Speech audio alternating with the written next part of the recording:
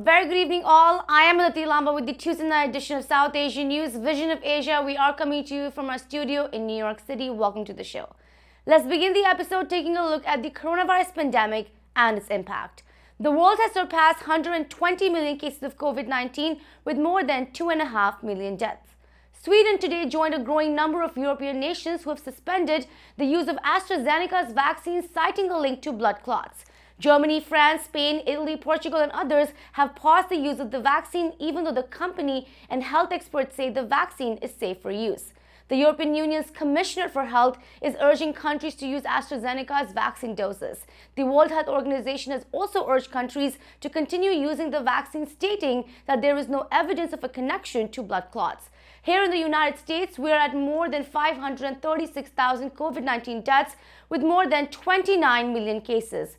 On vaccines, more U.S. states are beginning to allow all adults to get vaccinated by opening vaccine eligibility for 16 and over. In politics, the Senate has confirmed Deb Haaland as Interior Secretary for the Presidential Cabinet. She's the first Native American to serve at this position and has made history. Meanwhile, President Joe Biden traveled to Pennsylvania today promoting the American Rescue Plan of $1.9 trillion. This package aims to uplift those who have been impacted the most by this pandemic. More on this and coronavirus updates we have tonight: representatives, commentators, and doctors. Here are the headlines. Dr. Deena Adimoolam says we are just not there yet. COVID-19 updates, New York. Political commentator Rohit Vyas on American Rescue Plan Act of 2021, New Jersey. IVT Gold Exclusive featuring Congresswoman Carolyn, Maloney, COVID-19 vaccines, and economic recovery. Time for a short break on Vision of Asia South Asian News segment. We'll be right back. Welcome back. I'm Deena Adimoolam and this is Vision of Asia, Tuesday night episode of South Asian News. Let's take a look at coronavirus measures and updates. The White House has said that it's racing to prevent and prepare for a potential fourth surge of coronavirus as the variants of the virus continue to spread across the nation. This is occurring even when the vaccination program is picking up its pace. The CDC has said nearly 111 million doses of COVID-19 vaccine have been administered in the country, with nearly 22% of the population receiving first dose of the vaccine and nearly 12% of the population are fully vaccinated. Also on vaccines, trials for children 6 months and up have been started by Pfizer and Moderna, hoping to bring vaccinations for children in order to protect against the virus. Meanwhile, some states are loosening up restrictions, including ending mask mandates, which is adding to the worry of the potential of a fourth surge of coronavirus in the nation. So how should we be protecting ourselves until most of the nation gets vaccinated? We spoke to Dr. Deena Adimoolam, who said that we are just not there yet now to start following COVID-19 protocols and guidelines and urged all to wear a mask. Here is Dr. Adimoolam. I actually want to start with you asking about your past 1-year experience with COVID-19 and helping patients through that.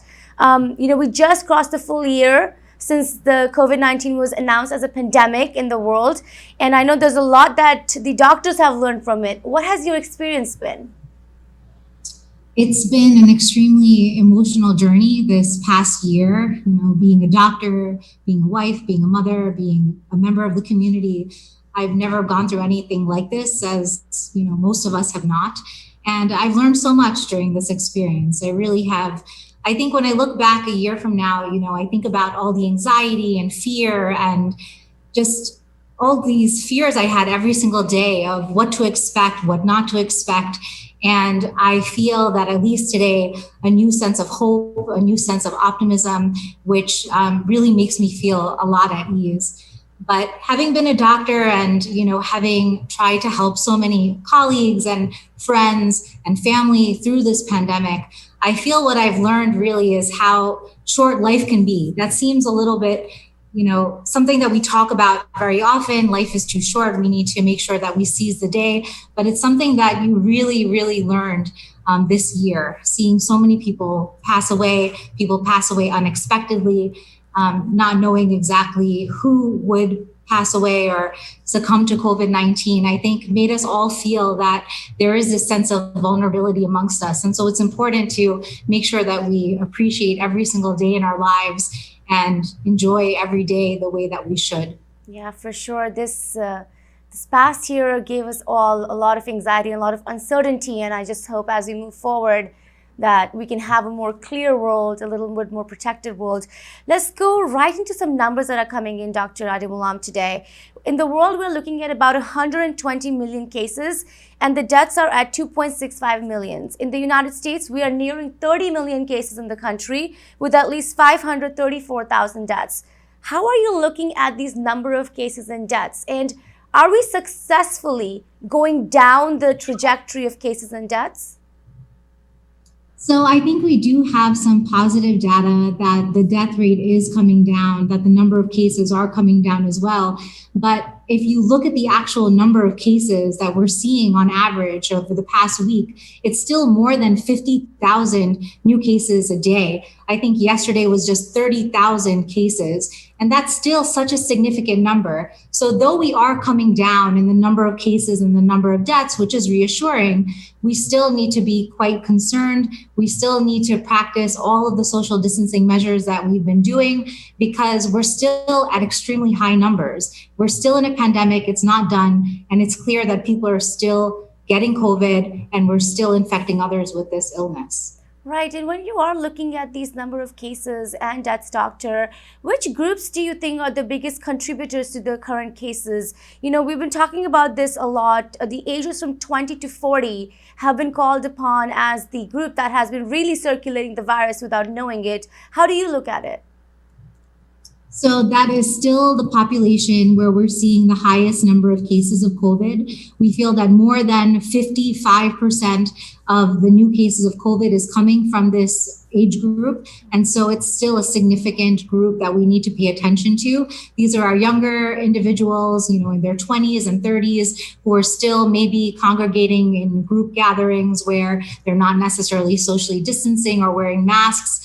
Just this weekend, we had spring break in Florida. And if you see the pictures from the beach, I mean, it's crazy what we're actually seeing. Thousands of people gathered on the beach without masks, without social distancing. We're going to see a spike related to this. And I think we all need to just do our part and make sure that we're doing the right thing, which is staying 6 feet away from others, washing hands, wearing a mask. That's what's going to help us get out of this pandemic. Italy is currently under a lockdown. They've gone again into a lockdown due to the variants of coronavirus spreading across that nation. When you're looking at the COVID-19 variants here in the US, which are also being called more deadly, more transmissible, are you worried about a lockdown situation in this country? Or could we have a fourth surge of coronavirus? Yes, I'm absolutely fearful of what happened in Italy to happen in the United States as well, especially if we don't do the things that we're supposed to do, which is all the social distancing measures that we spoke about already. We have this concept of COVID fatigue where people are getting tired of being at home. They're tired of wearing a mask, but it is imperative that we continue to do so. We need to follow CDC guidelines. We need to follow what our public health officials are telling us to do because we're just not where we want to be in terms of the numbers to get through this pandemic right now. In politics today, President Biden traveled to Pennsylvania to promote his American Rescue Plan, the $1.9 trillion COVID-19 relief package. This is a part of the Help Us Here tour in which the president and vice president are going across the nation to gain more support for the rescue package and restore faith in the federal government. This $1.9 trillion bill sends billions to state and local governments, expands child tax credit, and delivers direct payments up to $1,400 to individuals below a certain income. The president has said that he has two giant goals for the next 10 days. the administering of 100 million COVID-19 vaccine shots into arms of Americans, and payments of 100 million checks that are a part of the relief package. Meanwhile, Senate Majority Leader Chuck Schumer said that climate, income, and inequality are top Democratic priorities, signaling the focus of the party for the next few months as the American Rescue Plan goes into effect. On this and much more, we spoke with ITV Gold senior political commentator and veteran journalist Mr. Rohit Vyas, who reflected on the importance behind the Help Is Here tour. Here is Mr. Vyas. The American Rescue Plan by the Biden administration, which has been passed, the $1.9 trillion COVID-19 relief package. Currently, there is a new road showcase that has started by President Biden, which is called Help Is Here. He's going to be traveling across the nation trying to promote this relief package. Today, he starts with Pennsylvania. My question to you is, was it a wise move to start from Pennsylvania? And also, what is the point of having this kind of a road showcase, according to you? Well, actually, the roadshow began with Vice President Kamala Harris, who has already made a couple of trips herself, the latest being in Las Vegas, Nevada. Nevada has seen a huge downturn during the pandemic. A lot of people from the casino and hotel industry there, hospitality, etc., suffered dramatically terrible situations, to say the very least, during these 12 long months since the pandemic first hit us and we first had a national lockdown in the United States. So it began with her, and the president is planning to take his own message now himself directly to the people. What he's trying to do here is, of course, tell people in some of the most affected states, Pennsylvania being one of them. In fact, every state has been affected, but they're picking and choosing some of the states to begin with to sell to the public what the Democrats are doing, how they've got their hands on the reins of power now and are making a difference in people's lives. And that's the message they want to take out there, that they have recognized that so many people don't have food on their tables out there for their families. So many people have suffered long-term consequences of unemployment. So many people probably have permanently been laid off and permanently unemployed, and many may never find work again. And this is sort of to reassure them that the government's got your back. You as an American citizen pay your taxes year after year after year. And when the time comes, which is now, your government now has your back. And I think that's the message they're trying to send out there to the grassroots, to go personally out there, meet everyone and say, look, we're here. And I think Biden is the best at this personal gesture. He has a track record of being able to meet people personally, to convince them, just as he does with lawmakers on the Hill, to be able to persuade people, look, we're here and we've got your back and we're listening to you. Most important, we're listening to you. If you're suffering, we want you to tell us why you're suffering, how you're suffering, and we've got your back.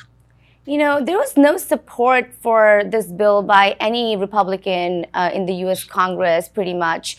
Do you think this roadshow will help perhaps reach those Republican supporters who may not be supporting this bill right now?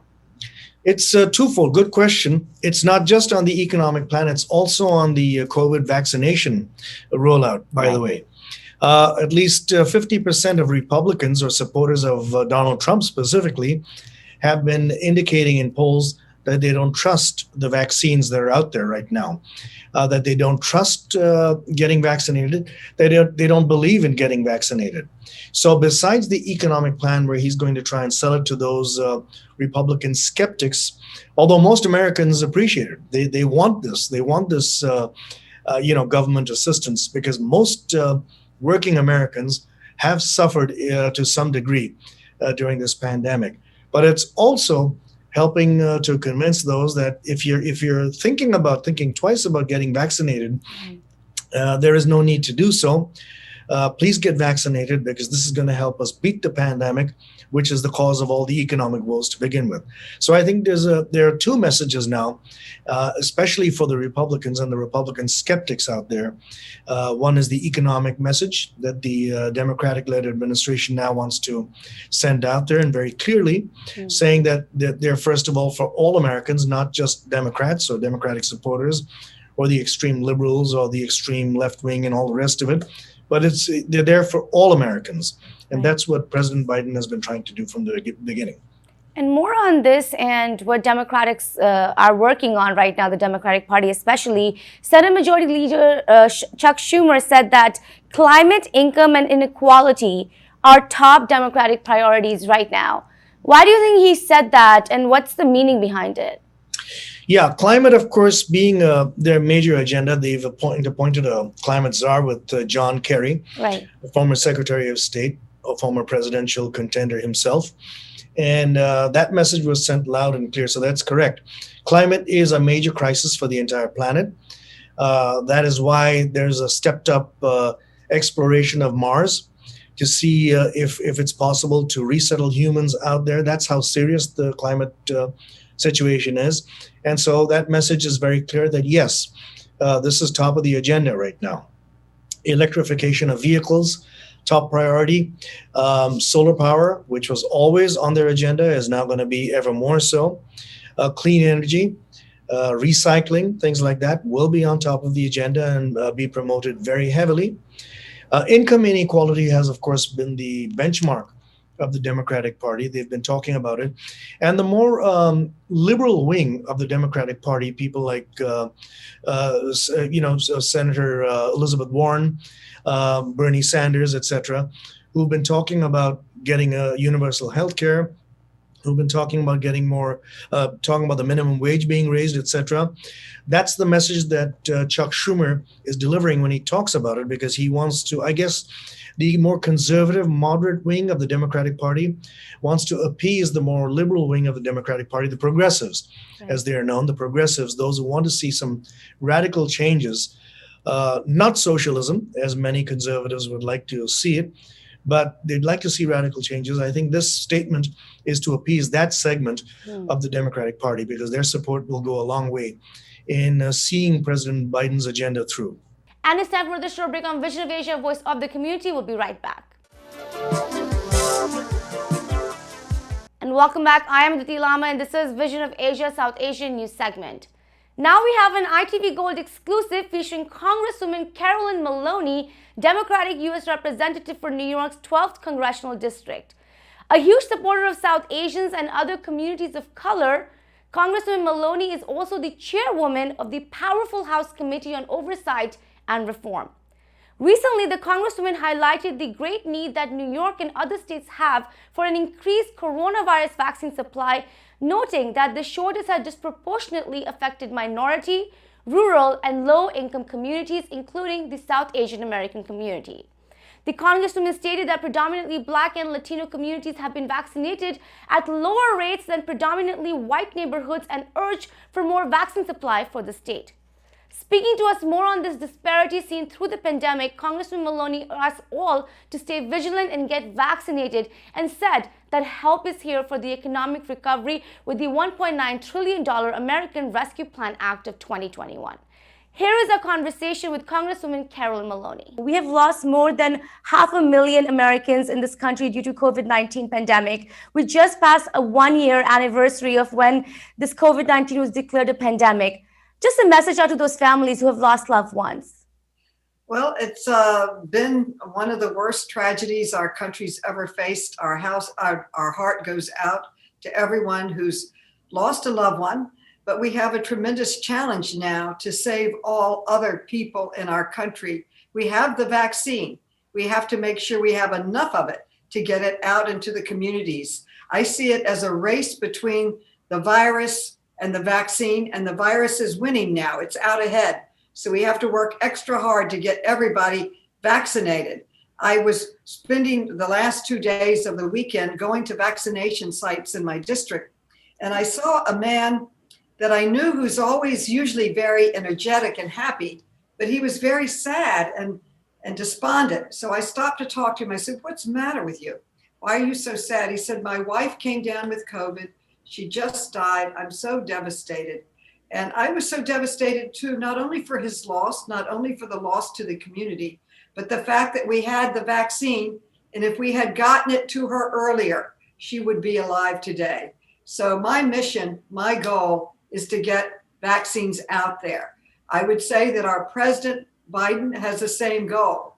We put $20 billion in the American Rescue Act for the production of the doses, for the syringes, for the supplies, and very importantly, you have to train the people to give the vaccine. So all of this money is being used for that, and we're pushing it out as quickly as possible. The president says by May 1, every adult in the country should be eligible for the vaccine. We should all go and get it.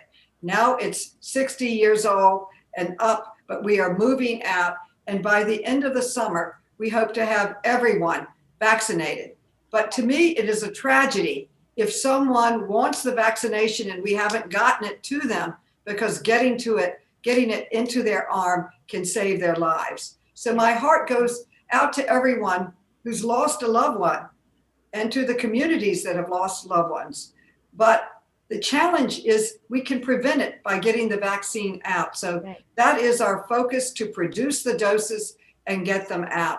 And I'm going to be putting up on my website daily sites within my district where people can get the vaccine, and trying to publicize it and get it out. We have certain vaccine centers. We have the Javits Center. We have the City Fields in Queens. So, and they are 24/7. They're there trying to vaccinate people, but we also need to bring it into the communities because many people can't move. Many people are in wheelchairs and are just don't feel like they can move around. So we have to go to the senior centers and to, I believe that we vaccinated everyone in congregate care units in New York now.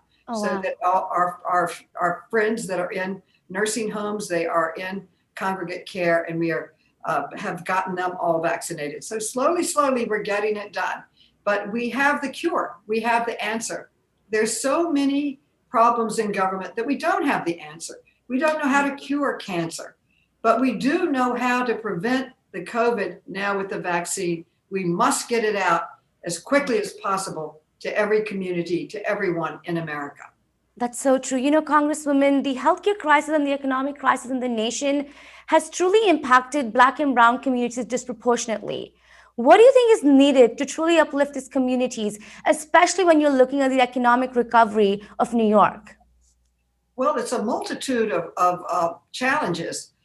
This week I was down at a public housing development, and we have a whole program going into public housing developments.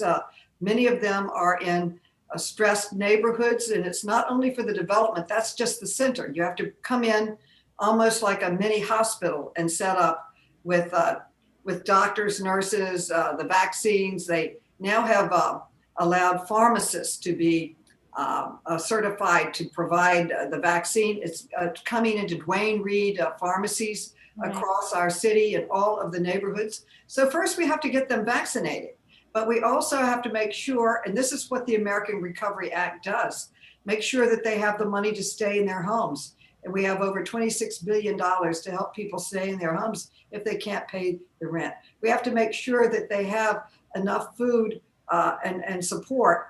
And we have billions of dollars in that area.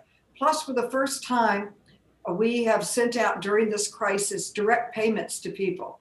We sent $600 in the COVID relief package. This has $1,400, $1,400, going to roughly 85% of Americans across America will be getting that check to help them get through this crisis. We have also extended the unemployment. We were at the deadline for the unemployment with the $300 surplus that we add to the unemployment check. We are trying to save our small businesses with loan programs and grant programs and assistance to help them keep the doors open. But the main thing we can do for our small businesses is vaccinate our people so that they feel they can go to the small business, that they can go to the restaurant, that they can go out and feel that they are protected and other people are protected. So it all comes down to the vaccines. And as I said to you, I think it's a race. The virus is winning now. We have to get out in front of the virus with everyone being vaccinated and prevent the spread of it. Well, this wraps up our show for the night. Please send us your suggestions and get your voices and organizations on our show. Email us on events@itvgold.com or follow us on Facebook @itvgold. You can also subscribe to our YouTube channel for free access to many of our popular shows. Thank you for joining us from Queens, New York. This is Vision of Asia, and I am Aditi Lamba. Take care and be well.